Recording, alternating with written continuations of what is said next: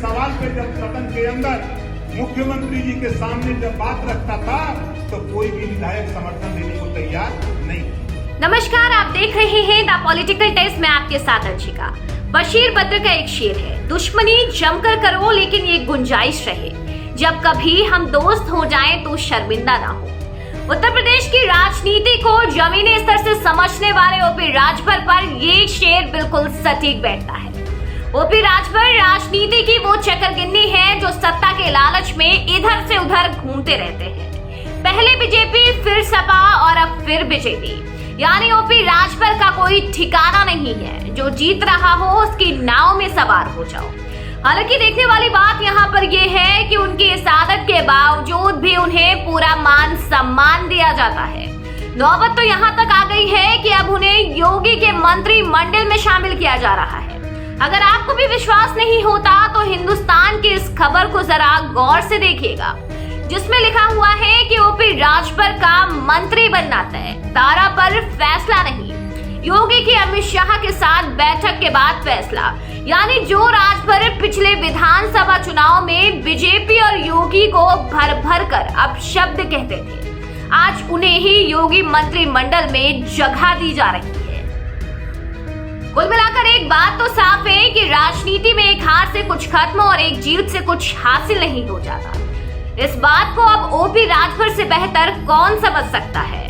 पहले सपा में रहकर मुख्यमंत्री योगी आदित्यनाथ को भिखारी बताते थे और अब लोकसभा चुनाव से पहले बीजेपी का दामन थाम अखिलेश यादव को अब शब्द कहते हैं। ऐसा करना कोई राजभर से सीखे कि कैसे पार्टियों को झुकाना है, यानी वोट के लालच में बीजेपी ओपी राजभर को मंत्री बनाने के लिए तैयार है, क्योंकि पूर्वांचल और अवध में कई सीटें ऐसी हैं जहां बीजेपी हार सकती है।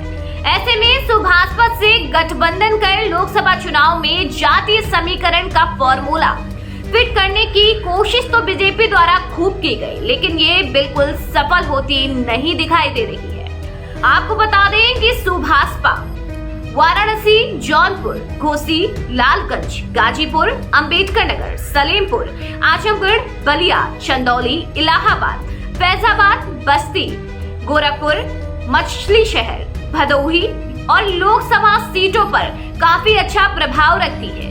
राजभर ये दावा करते हैं कि उन्हें केवल राजभर ही नहीं बल्कि बिंद, निषाद, बंजारा, मौर्य, कश्यप, कुशवाहा जैसे अन्य पिछड़ी जातियों का भी समर्थन हासिल है। लेकिन घोसी विधानसभा सीट पर हुए उपचुनाव ने राजभर के इन दावों की पोल खोल कर रख दी थी। यहाँ पर खुद के गढ़ में राजभर की जो भद्द पिटी थी वो कोई नहीं भूला है और बीजेपी को हार का सामना करना पड़ा था। करारी शिकस्त के बाद ये कयास लगाए जा रहे थे कि एनडीए गठबंधन में उनके कद के साथ सीटें कम हो सकती हैं, लेकिन बीजेपी आलाकमान राजभर के अब कंधों पर रखकर बंदूक चला रहे हैं। लोकसभा चुनाव में बीजेपी को उत्तर प्रदेश में अब हार का डर दिखाई दे रहा है, तभी बीजेपी आलाकमान कोई खतरा मोल नहीं लेना चाहते हैं। आपको बता दें कि पार्टी के सामने सबसे बड़ी चुनौती अब खुद योगी आदित्यनाथ बन गए हैं, जिन्हें यूपी का चेहरा माना जाता है। 2022 का विधानसभा चुनाव भी योगी के फेस पर लड़ा गया था, लेकिन लोकसभा चुनाव में योगी की नाराजगी साफ तौर पर देखने को मिल सकती है। दरअसल ओपी राजभर ने यूपी विधानसभा चुनाव में योगी आदित्यनाथ का जमकर अपमान किया, यहाँ तक उन्हें भिखारी तक कह दिया।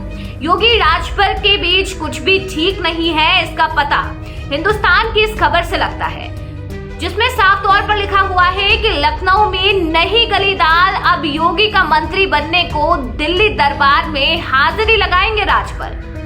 यानी योगी अपने मंत्रिमंडल में राजभर को शामिल नहीं करना चाहते थे, लेकिन बीजेपी ने हार के डर से ओपी राजभर को मंत्रिमंडल में शामिल करने का आदेश दिया, लेकिन योगी को नाराज करना बीजेपी के बस की बात नहीं। तभी तो योगी आदित्यनाथ को दिल्ली बुलाया गया और डैमेज कंट्रोल करने की पूरी कोशिश की गई।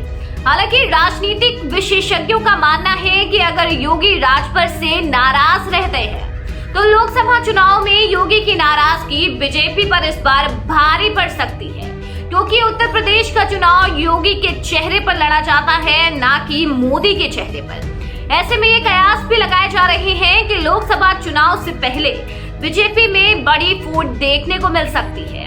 फिलहाल राजभर पर योगी आदित्यनाथ का क्या रुख रहता है, ये तो देखना दिलचस्प होगा।